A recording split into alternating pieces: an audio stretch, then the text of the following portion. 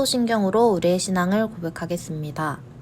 전능하사 천지를 만드신 하나님 아버지를 내가 믿사오며 그 외아들 우리 주 예수 그리스도를 믿사오니 이는 성령으로 잉태하사 동정녀 마리아에게 나시고 본디오 빌라도에게 고난을 받으사 십자가에 못 박혀 죽으시고 장사한 지 4일 만에 죽은 자 가운데서 다시 살아나시며 하늘에 오르사 전능하신 하나님 우편에 앉아 계시다가 저리로서 산자와 죽은 자를 심판하러 오시리라. 성령을 믿사오며 거룩한 공회와 성도가 서로 교통하는 것과 죄를 사하여 주시는 것과 몸이 다시 사는 것과 영원히 사는 것을 믿사옵나이다. 아멘.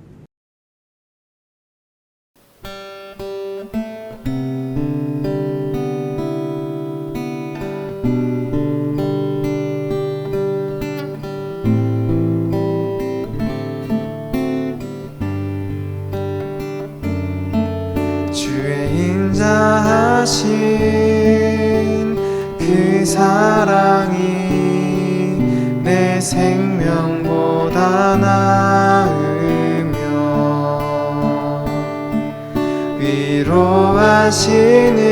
위로하시는 주 손길은 내 눈물보다 귀하다. 변함이 없는 주임제가 내 근심보다 가깝고 주님을 이신 그 보혈은 내 상처보다 진하다. 결국 내 주님과 함께 사는 것 나의 영원한 소원. 주의 아름다운 안에 사는 것 나의 영원한 기쁨. 결국 내 주님과 함께 사는 것 나의 영원한 소원. 주의 아름다운 안에 사는 것 나의 영원한 기쁨.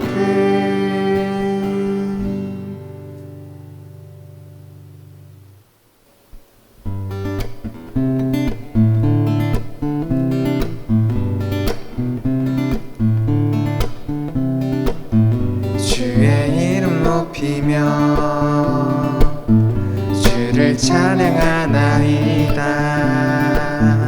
나를 구하러 오신 주를 기뻐하나이다.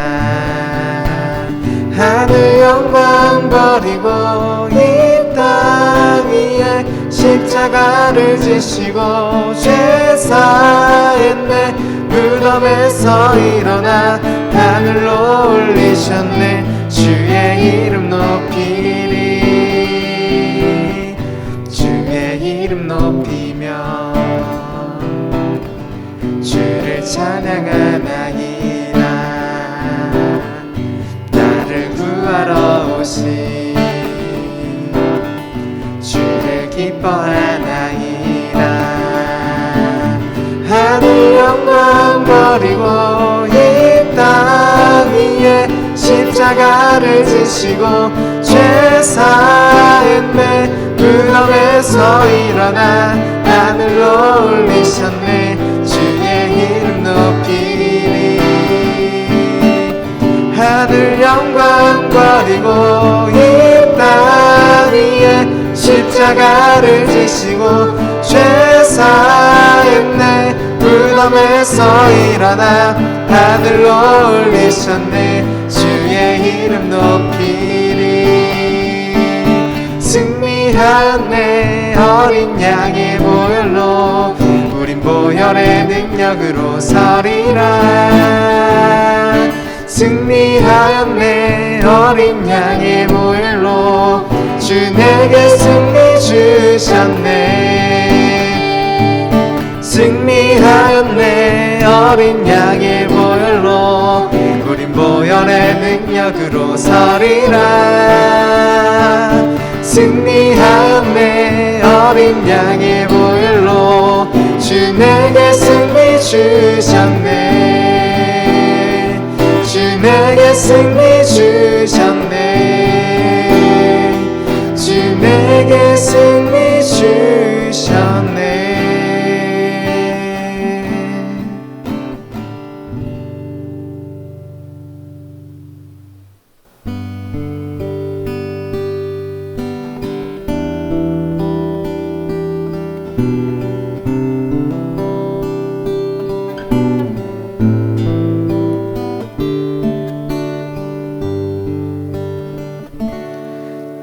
우리 보좌 앞에 모였네. 함께 주를 찬양하며 하나님의 사랑 그 아들 주셨네. 그의 피로 우린 구원받았네. 십자가에서 쏟으신 그 사랑 강같이 온 땅에 흘러 각 나라와 족속 백성 방언에서 구원받고 주 경배드리네.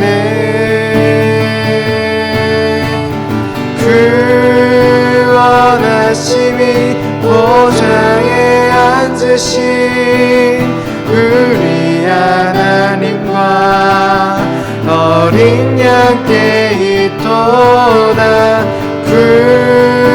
구원하심이 보좌에 앉으신 우리 하나님과 어린 양께 있도다. 우리 보좌 앞에 모였네. 함께 주를 찬양하며 하나님의 사랑 그 아들 주셨네. 그의 피로 우린 구원받았네. 십자가에서 쏟으신 그 사랑 강같이 온 땅에 흘러 각 나라와 족속 백성 방언에서 구원받고 주 경배드리네.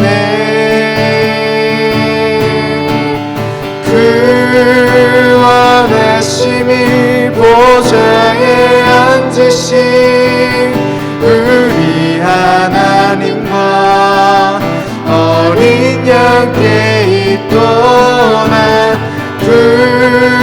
구원하심이 보좌에 앉으신 우리 하나님과 어린 양께 있도다.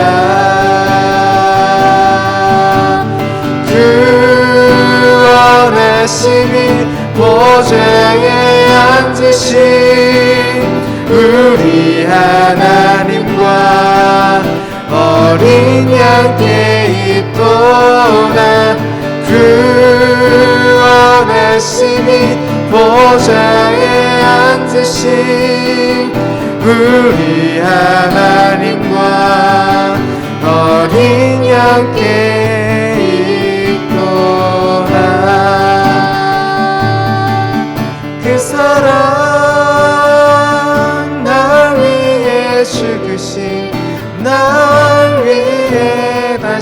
하신 예수 그리스도 다시 오실 그 사랑 죽음도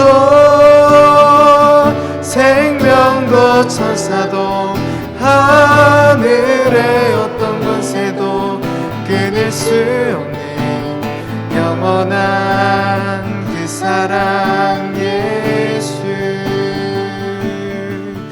그 사랑 날 위해 죽으신 날 위해 다시 사신 예수 그리스도 다시 오실 그 사랑 죽음도 생명도 천사도 하늘의 어떤 권세도 끊을 수 없는 영원한 그 사랑 예수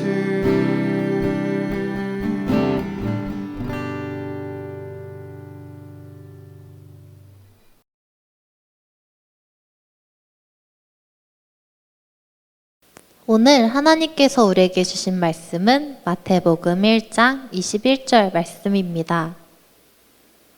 아들을 낳으리니 이름을 예수라 하라. 이는 그가 자기 백성을 그들의 죄에서 구원할 자이심이라 하니라. 아멘. 오늘도 예배 자리에 나온 우리 열린교회 중고등부 친구들을 진심으로 환영하고 축복합니다. 오늘의 예배 가운데에도 하나님의 사랑과 은혜를 듬뿍 경험하고 돌아가는 우리 친구들이 되었으면 좋겠어요. 저번 주에 추천전도사님께서 알려주셨듯이 대림절 4주 동안 앞에 있는 초가 이제 하나씩 켜질 거예요. 오늘은 대림절 제2주이기 때문에 초가 2개 켜진 것을 볼 수 있습니다. 이제 성탄절이 다가오고 있는데 이 대림절 기간 동안 이 땅에 오실 예수님을 믿으며 또 다시 오실 예수님을 기대하며 감사하는 시간 보내는 우리 친구들이 되었으면 좋겠습니다. 우리 친구들은 친구들의 이름의 뜻을 알고 있나요? 전도사님의 이름은 어느 목사님께서 지어주셨는데 은혜해, 은혜은이라는 한자를 사용해서 은혜 위에 은혜라는 뜻을 가지고 있습니다. 전도사님의 언니는 하은이라는 이름을 가지고 있어요. 우리 교회에도 하은이들이 정말 많은데 전도사님 언니의 하은의 뜻은 하나님의 은혜라는 뜻을 가지고 있습니다. 아마 우리 하은이들도 같은 뜻을 가지고 있을 것 같아요. 성경 인물들도 이름을 살펴보면 다 뜻이 있습니다. 아브라함은 열국의 아버지, 요셉은 여호와가 더하신다. 그리고 다윗은 극진히 사랑받는 자라는 뜻을 가지고 있습니다. 이름이라는 것은 정말 특별한 힘을 가지고 있습니다. 왜냐하면 이름은 그 사람의 정체성을 부여해 주는 것이기 때문입니다. 그리고 이름을 따라서 삶을 살아간다라고 말을 해주고 있어요. 그렇기 때문에 우리는 물건이나 동물들의 이름을 부여할 때 굉장히 고민을 하고 이름을 지어주는 것을 알 수 있습니다. 성경 인물들을 보면 이름대로 살아간다라는 말이 또 맞는 것 같기도 합니다. 이처럼 이름은 특별한 힘을 가지고 있어요. 오늘 함께 읽은 성경 본문도 이름과 이름의 뜻이 나타나는 것을 볼 수 있습니다. 오늘 우리가 함께 읽은 성경 본문을 보기 이전에 마태복음 1장을 같이 살펴보았으면 좋겠어요.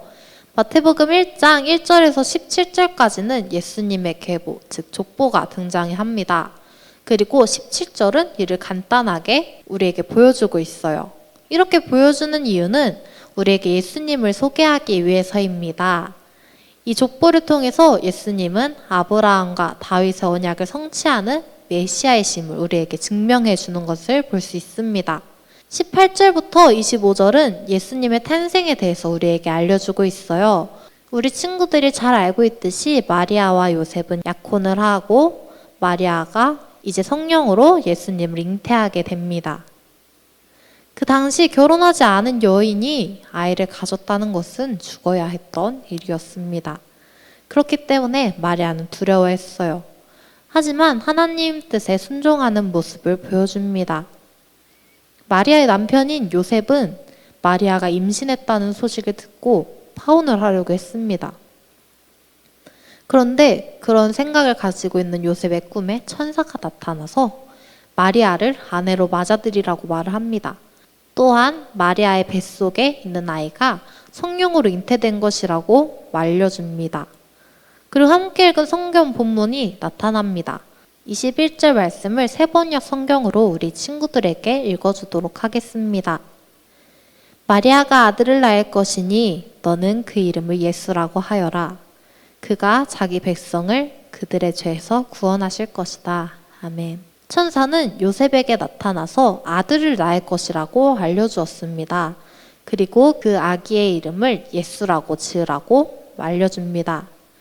예수라는 이름의 뜻은 주님께서 구원하신다라는 뜻을 가지고 있습니다. 그리고 그 이름의 뜻과 같이 예수님은 죄에 빠진 하나님의 백성들을 구원하시는 모습을 보여줍니다. 오늘 성경 말씀을 계속해서 이어서 보면은 이 모든 일이 일어난 것은 하나님께서 예언자를 통해 하신 말씀, 23절에 나타난 이사야 7장 14절의 말씀을 이루기 위해임을 알려주고 있습니다. 요셉은 잠에서 깨어난 뒤 천사가 말한 대로 마리아를 아내로 맞아들이고 아기의 이름을 예수라고 짓게 됩니다. 우리는 이렇게 간단하게 마태복음 1장의 내용을 다 살펴보았어요. 그렇다면 여기서 우리 친구들에게 예수님이 왜 이 땅에 오셨는지 아니? 라는 질문을 할 수 있을 것 같습니다. 우리 친구들, 예수님은 왜 사람의 몸을 입고 이 땅에 오셨을까요?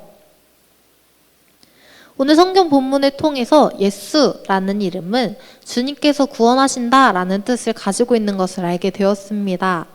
즉 21절의 말씀처럼 하나님의 백성들을 죄에서 구원하시기 위해 이 땅에 오신 것입니다. 그렇다면 여기서 궁금증이 하나가 생기게 돼요.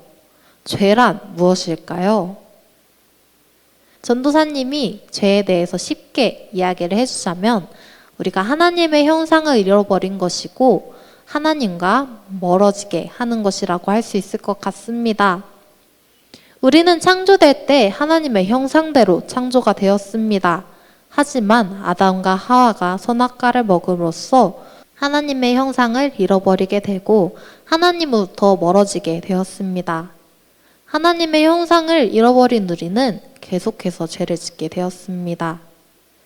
하나님은 우리가 하나님께로 멀어졌지만 다시 돌아오기를 바라시는 마음에 희생제사를 드리라고 명령하셨습니다. 왜냐하면 죄를 없애기 위해서는 죽음만이 답이었기 때문입니다. 그래서 우리는 우리의 죄를 동물에게 전가시키고 동물을 죽임으로써 우리의 죄를 없앨 수 있었습니다. 하지만 이것도 잠깐뿐이었고 우리는 계속해서 죄를 짓게 되었습니다. 하나님은 결국 예수님을 이 땅에 보내시기로 다짐하셨습니다. 요한복음 1장 29절 말씀을 보면 세례 요한이 예수님을 보면서 이렇게 말을 합니다. 보라, 세상 죄를 지고 가는 하나님의 어린 양이로다. 이전에 동물에게 우리의 죄를 전가시켜서 죽였다면 하나님은 예수님을 희생 제물로 삼아서 우리의 죄를 전가시키고 대신 죽게 하셨습니다. 예수님이 동물을, 아니 원래 죽어야 하는 우리를 대신하여 죽으심으로 우리는 하나님께 가까이 나아갈 수 있게 되었습니다. 그리고 우리는 더 이상 우리의 죄를 다른 것에 전가시켜 죽이는 제사를 드리지 않게 되었습니다. 이 시간 베드로전서 3장 18절 말씀도 함께 읽어보았으면 좋겠어요. 우리 친구들이 이해하기 쉽게 전도사님이 세번역 성경으로 읽어주도록 할게요. 그리스도께서도 죄를 사하시려고 단 한 번에 죽으셨습니다. 곧 의인이 불의한 사람을 위하여 죽으신 것입니다. 그것은 그가 육으로는 죽임을 당하시고 영으로는 살리심을 받으셔서 여러분을 하나님 앞으로 인도하시려는 것입니다. 아멘. 예수님은 우리의 죄를 없애시기 위해서 십자가에서 죽으셨습니다. 아무런 죄가 없으심에도 불구하고요. 예수님은 왜 그러셨을까요? 우리 함께 읽었던 성경에도 나오듯이 바로 우리를 하나님 앞으로 인도하시기 위해서였습니다. 결국 예수님은 우리의 죄를 없애시기 위해 한마디로 이 땅에 죽기 위해 오셨음을 알 수 있습니다. 예수님이 십자가에서 죽으심과 동시에 휘장이 위에서 아래로 찢어졌습니다. 이 휘장은 지성소, 즉 하나님이 계시는 곳과 사람이 있는 곳을 구별하는 역할을 했습니다. 하나님은 거룩한 분이시기 때문에 아무나 하나님 앞에 나아갈 수 없었습니다. 만약 죄가 있는 사람이 지성소에 들어가게 되면은 그 사람은 그 즉시 바로 죽을 수밖에 없었습니다. 우리는 모두 죄가 있기 때문에 아무도 직접 하나님 앞에 나아갈 수 없었어요. 그래서 1년에 딱 한 번 대속죄일에 이스라엘을 대표해서 대제사장 한 사람만이 들어갈 수 있었습니다. 하지만 예수님이 죽으심과 동시에 휘장이 위에서 아래로 찢어지게 되었습니다. 이것은 그 전까지 거룩하신 하나님 앞에 우리의 있는 모습 그대로 나아갈 수 없었다면 예수님이 죽으심으로, 즉 휘장이 위에서 아래로 찢어짐으로 우리는 누구나 하나님께 나아갈 수 있게 되었습니다.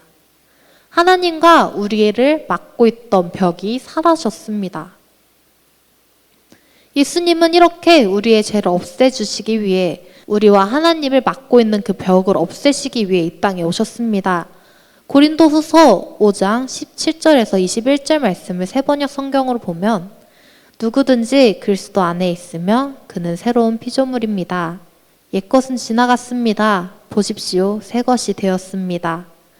이 모든 것은 하나님에게서 났습니다.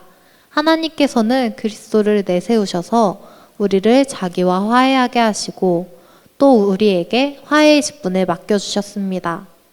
곧 하나님께서 사람의 죄가를 따지지 않으시고 화해의 말씀을 우리에게 맡겨주심으로써 세상을 그리스도 안에서 자기와 화해하게 하신 것입니다. 그러므로 우리는 그리스도의 사절입니다. 하나님께서는 우리를 시켜서 여러분에게 권고하십니다. 우리는 그리스도를 대신하여 간청합니다. 여러분, 하나님과 화해하십시오. 하나님께서는 죄를 모르는 분에게 우리 대신으로 죄를 씌우셨습니다. 그것은 우리가 그리스도 안에서 하나님의 의가 되게 하시려는 것입니다. 아멘. 고린도후서 5장 17절에서 21절은 하나님과 화해하라고 말합니다. 왜냐하면 하나님께서는 예수님을 주심으로써, 즉 예수님을 십자가에 달리시게 하심으로써 우리의 죄를 없애주셨고 우리가 그로 인해서 하나님과 화해할 수 있기 때문입니다. 이 말을 달리 표현하자면 하나님께서 우리에게 예수님을 용서의 증표로 주셨다고 볼 수 있을 것 같아요. 이제 설교를 정리하도록 하겠습니다. 우리 친구들, 예수님은 이 땅에 오지 않으셔도 됐음에도 약한 인간의 모습을 가지고 이 땅에 오셨습니다. 왜 이 땅에 오셨나요? 예수라는 이름의 뜻이 주님께서 구원하신다 라는 뜻을 가진 것처럼 예수님이 십자가에 달리심으로 우리는 죄사함을 받게 되었고 휘장이 위에서 아래로 찢어짐으로 우리는 하나님께 나아갈 수 있게 되었습니다.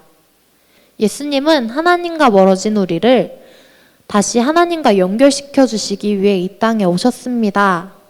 하나님께서는 우리를 용서의 증표로 예수님을 이 땅에 보내주셨습니다.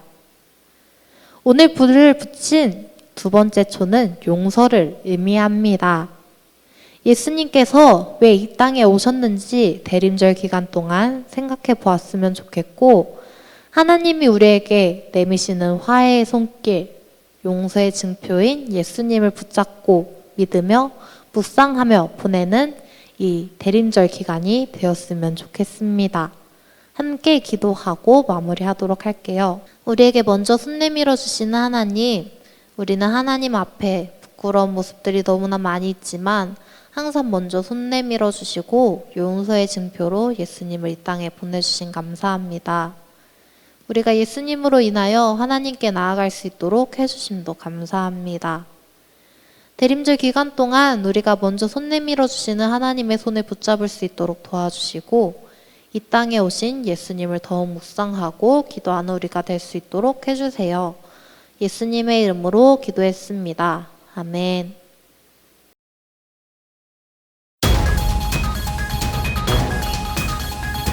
지금부터 드링크 뉴스 시작하겠습니다. 먼저 첫 번째 소식입니다. 오늘도 우리 이 추운 겨울날 하나님을 예배하러 나온 우리 친구 여러분들 한 사람 한 사람을 주님의 이름으로 환영하고 축복합니다. 이 시간 하나님의 은혜를 듬뿍 받고 돌아가는 그런 시간 되었으면 좋겠습니다. 두 번째 소식입니다. 오늘은 대림절 제2주입니다. 저번 주부터 시작해서 우리가 예수님께서 우리에게 오신 이유에 대해서 함께 묵상하고 또 고백하고 결단하는 시간을 가지고 있습니다. 오늘은 예수님께서 우리를 용서하시기 위해 이 땅에 오셨음을 말하고 있습니다. 우리 한 주간 동안 우리를 용서하신 그 하나님의 은혜, 예수님을 생각하는 여러분 되었으면 좋겠습니다. 마지막 소식입니다. 이제 날도 많이 추워졌고 코로나 강도가 다시 높아졌습니다. 우리 친구들 몸과 마음 잘 챙기고 우리 주님 안에서 평안을 꼭 누리는 우리 친구들 되었으면 좋겠습니다.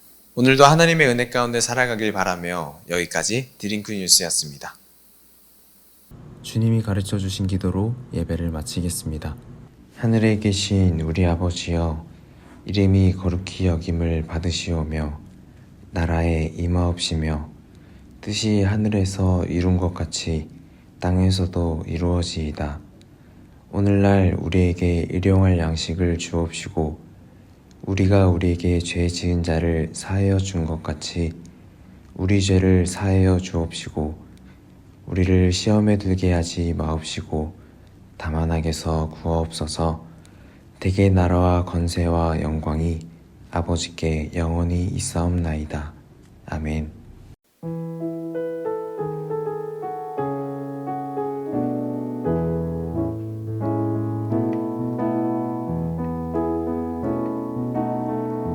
하나님의 사랑이 당신의 삶 가운데 가득하기를 축복합니다. 하나님의 은혜가 우리 가운데 가득하길 기도합니다. 하나님의 사랑이 당신의 삶 가운데